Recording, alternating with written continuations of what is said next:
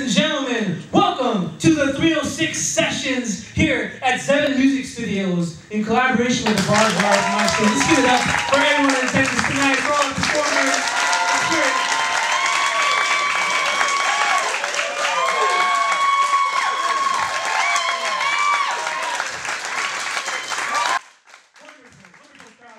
it. He's gonna have some cool stuff to share with us. So, ladies and gentlemen, let's welcome next our featured visual artist, Santiago. Now, Santiago, we've had a pleasure of knowing during open mics throughout the years. He was born in El Paso, Texas, aka El Chuco. Went to Austin High School and studied creative writing and Chicano studies at UTEP. He's also worked at the International Museum of Art and has curated in various places after that. So Santiago, thanks for joining us today. Thank you, Richie, and thank you, Juju, and Chang, and everybody here tonight for coming.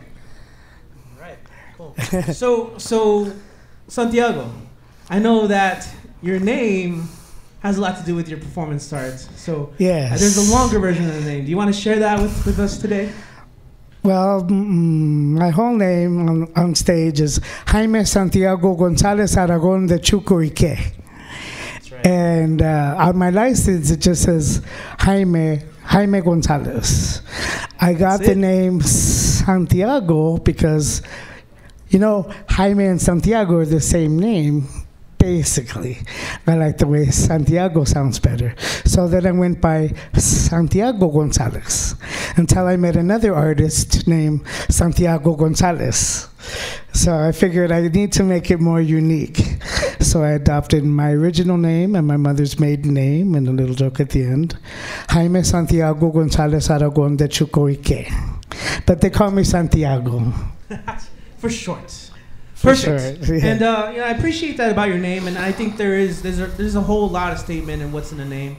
In fact, I've heard your poems, and I see it through your art. Your arts and your poems speak a lot about the struggles of being born American and having Mexican parents, and also other issues of identity. Do you want to talk a little bit about that? Yeah, sure.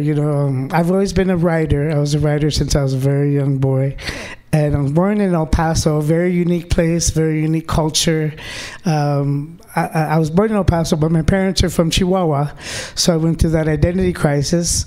And I embraced the name Chicano in my college years when I took Chicano studies classes. And to me, Chicano is like an affirmation of my indigenous roots. Okay, and so that is a big reflection in my poetry and art. It gave a voice to my poetry, and it made a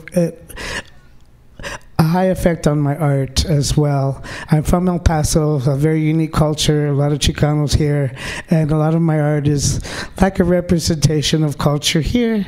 That's why I do like to say I'm a Chicano artist, but it's not the only thing I am limited to. I like to say I'm a folk artist, which encompasses everything. Poetry, art, painting, sculpture, even, performing and singing. So I like to say I'm a folk artist who's also a Chicano artist. That's great, and I've always appreciated that about you. Do you want to talk a little bit more about the mediums you choose to create? Well, sure. I'm a mixed media artist. I'm a recycler. I like to paint on old pieces of wood, and I love old windows and doors and tables. I love the symbolism of the windows, and I love that I am a recycler, a junk artist, as they call them in America. In Mexico, it's called rascuache. Rascuache means you used what you have around you, and it makes your art that much more symbolic of your environment. So a lot of the things I paint on are things that I find around my neighborhood.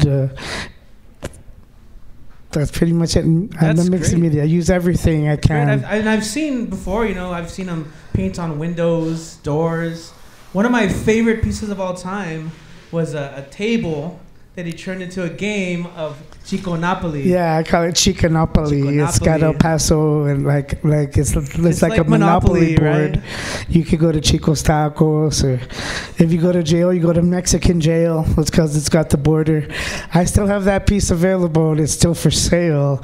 Yeah, you can see a lot of my artwork on my Facebook page. Just you go to Facebook and go to Jaime Santiago Gonzalez Aragon. And I should pop up there. It's easy. Just remember that name. Don't forget that. I have business cards available, and I have some art here tonight. Another thing about my art is I like to use fluorescent paint and glow-in-the-dark paint. So a lot of the moons and crosses all illuminate in the night, and they really pop with a black light. Perfect. So I encourage you guys, check out his art. You can find again through Facebook.